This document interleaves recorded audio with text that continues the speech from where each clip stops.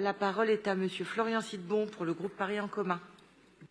Madame la maire, mes chers collègues, alors que tous les regards et l'attention médiatique sont actuellement tournés vers le drame qui se joue au Proche-Orient, nous avons eu l'occasion d'en discuter mardi matin, bien sûr, je souhaite prendre effectivement quelques minutes pour vous parler de l'Ukraine, où la guerre a éclaté il y a plus d'un an et demi.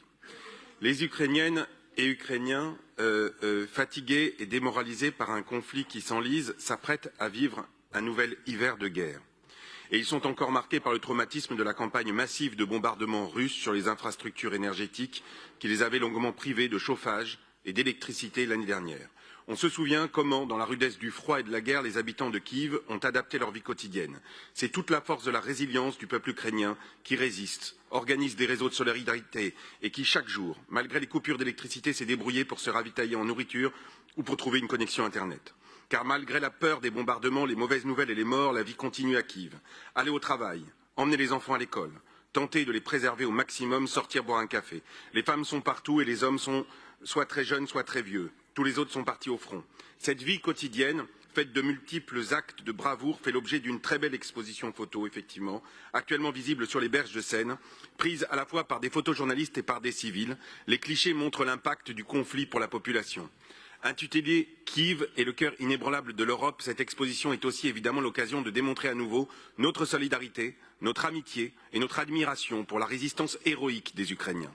Depuis l'année dernière, Paris est lié à Kiev par un pacte d'amitié et de coopération qui fait suite à la citoyenneté d'honneur que nous avons attribuée à la capitale ukrainienne. Dès les premiers jours du conflit, les Parisiens ont été solidaires, on l'a vu quand les dons affluaient dans les mairies d'arrondissement, et je tiens d'ailleurs à remercier les habitants du 15e qui ont été très nombreux à contribuer en donnant des produits d'hygiène, des couvertures, des produits pour bébés qui ont permis l'envoi de très nombreux convois. Et tiens à remercier donc les habitants du 15e et la mairie du 15e, puisque ces convois partaient de la mairie du 15e. On l'a vu également quand la maire s'est rendue à Kiev, bien sûr, avec des générateurs, en février dernier. Cette exposition photographique sur les bords de Seine, c'est une nouvelle forme d'hommage au peuple ukrainien. Ces clichés dépeignent leur héroïsme, leur espoir et leurs défis de tous les jours. Et ils nous rappellent à toutes et tous que la lutte de l'Ukraine pour l'indépendance et la liberté se poursuit. Le propre de l'art, c'est nous qui sommes pas si éloignés que ça de cette guerre, mais qui parfois avons peut-être du mal à la comprendre, à la réaliser au sens propre du terme, de nous permettre justement de la rendre réelle et d'essayer de comprendre ce que les Ukrainiennes et les Ukrainiens vivent. Et puisqu'on a vraiment beaucoup de temps ce matin, je voulais vous lire juste un tout petit bout d'un recueil qui existe de Stefano Massini, qui existe et qui s'appelle Bunker Kiev, qui est paru aux éditions de l'Arche, qui recueille à partir de témoignages justement des éléments qui, de la même manière que cette exposition photo, nous permet de nous rendre compte de ce qui est vécu. La sirène a encore retenti aujourd'hui. Ici en bas, il y a de la place pour 30 personnes. Tu regardes autour de toi. Dans tout Kiev, il y a 4984 bunkers. Chaque fois, à peine entré, tu essayes immédiatement de comprendre deux choses, seulement deux, mais essentielles. La première, quel est le meilleur endroit pour s'asseoir ou bien rester debout, si tout s'effondre, si nous devons fuir.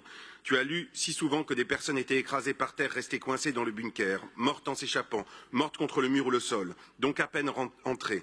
Bien qu'à chaque fois le bunker soit différent, à chaque fois tu cherches vite, rapidement à comprendre d'emblée où tu as le plus de chances de t'en tirer.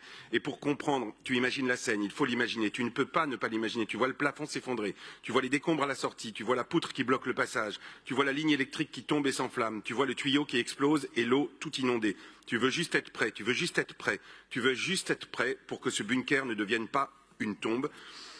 Nous, évidemment, renouvelons, nous pouvons, en tant que ville de Paris, leur assurer que le soutien plein et entier de la ville de Paris demeure inébranlable. Merci beaucoup, Monsieur Sidbon.